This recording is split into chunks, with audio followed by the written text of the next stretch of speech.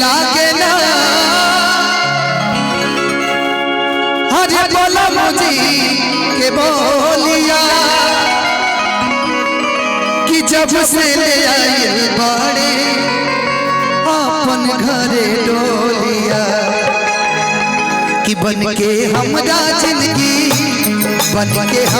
जिंदगी में आए अजोर बड़े सावर न गोर बड़े हो जैसन चहले रहनी वैसन धनिया मोर बड़े सावर न गोर बड़े हो जैसन सोचले रहनी कन्हैया भैया मोर बड़े सावर न गोर बड़े हो लेकिन कि थोड़े छोरहर पाता लेकिन दोनों लोग का हाइट और मोटाई सेम है कि थोड़े छोरहर पाता मोटे थोड़े बड़े सावर न गोर बड़े हो जैसन कहले रहनी वैसन पियव मोर बड़े सावर न गोर बड़े हो।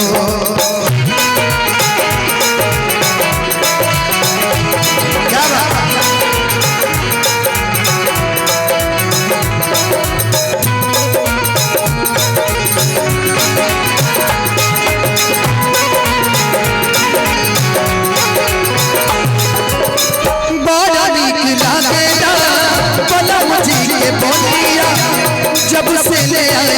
बड़ा अपन घर बोलिया सच के जदिया पे जब गोरी बैठे रही दिया अपन जोड़ी के लिए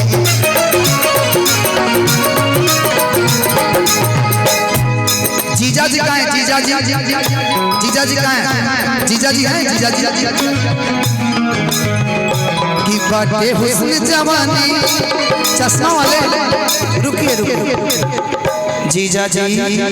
की चश्मा लगा के है शाम लगता रहा कि साउथ वाला हीरो से न कम लगता रहा कि तोहरे के दिल हम देहबे करे जब खत्म लगता खत्म है सफा जीजा जी आई नहीं कि जीजा कही के मुआवो तारो अरे हम के फसावो तारो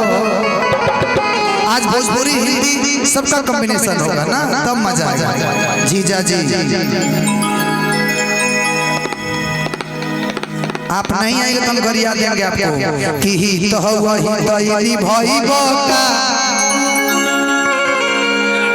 जीजा जी कि कन्हैया जी से मुँह मरवाई बका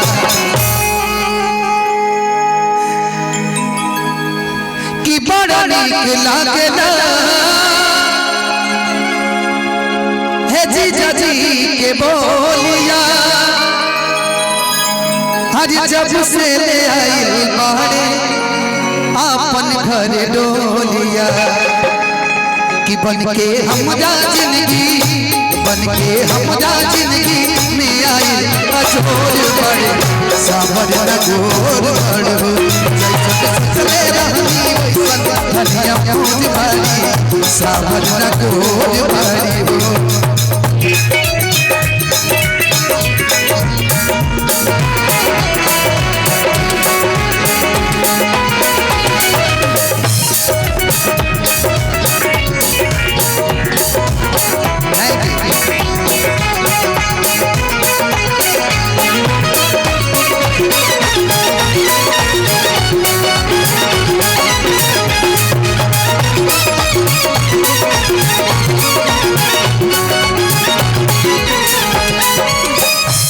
अच्छा ये लोग भी हैं क्या